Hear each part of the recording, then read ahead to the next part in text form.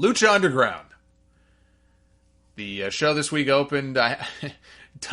Dario Cueto is amazing. You know, he's in the ring announcing all of the winners of the 7 Aztec medallions that they've been fighting for now for weeks here on the show.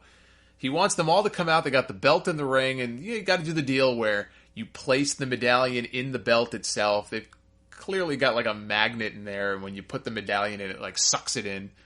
So he's in the ring, and he's announcing everybody, and he announces the Mac. And he comes out, and in that thick accent of his, Dario just goes, "It's the return of the Mac. Baby Mac, baby, baby, baby Mac, baby." I don't know, I laughed my ass off. He's like your really uncool dad if your dad happened to be running an underground fighting ring and probably sat around snorting blow all day.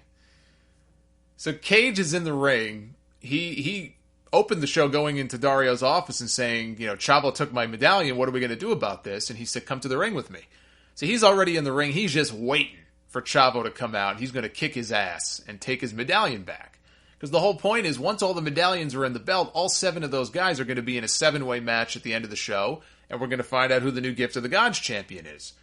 And Dario made it very clear that whoever physically places the medallion in the belt, that person is the one who goes to the 7-man match. So it doesn't matter that Cage won the freaking match. If Chavo puts it in, he's in the match.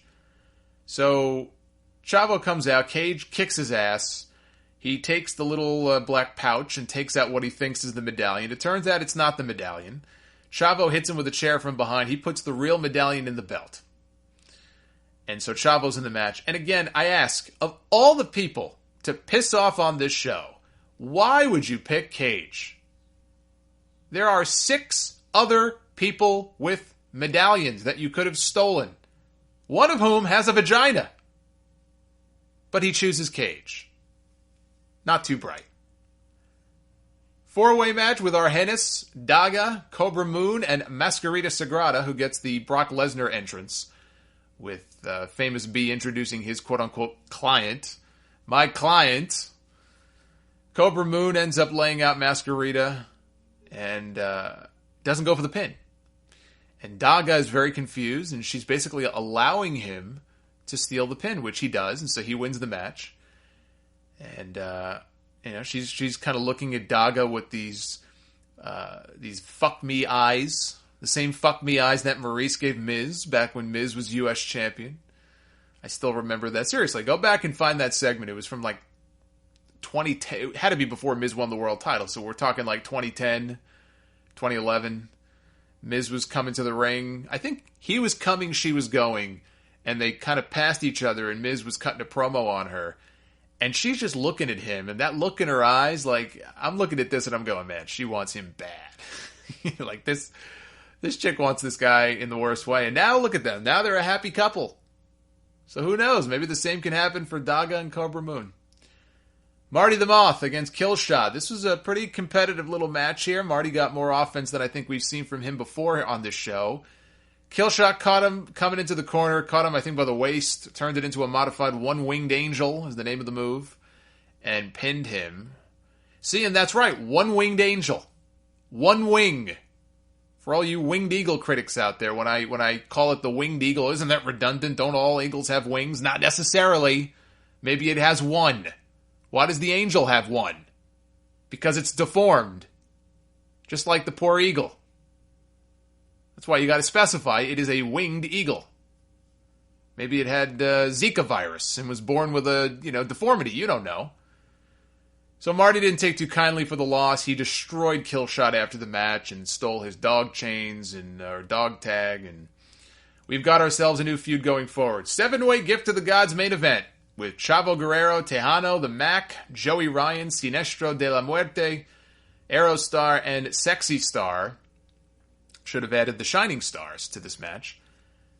Late in the match, everyone ganged up on Chavo because, of course, they did. Why wouldn't they? They hit their finishes on him. Out comes Cage. He kills everyone instead of Chavo. And then he pulls Chavo on top of Joey Ryan, and Chavo wins the match. And he is your new Gift of the Gods champion. But it may be short-lived. his life may be short-lived, in fact. Cage got on the mic. He congratulated him and said that next week, Dario Cueto has made the match. It is going to be Chavo defending his new title against Cage. So at least they explained this, because if they didn't, this would not have made any sense at all. We ended with a segment with Evil Vampiro and Pentagon Jr.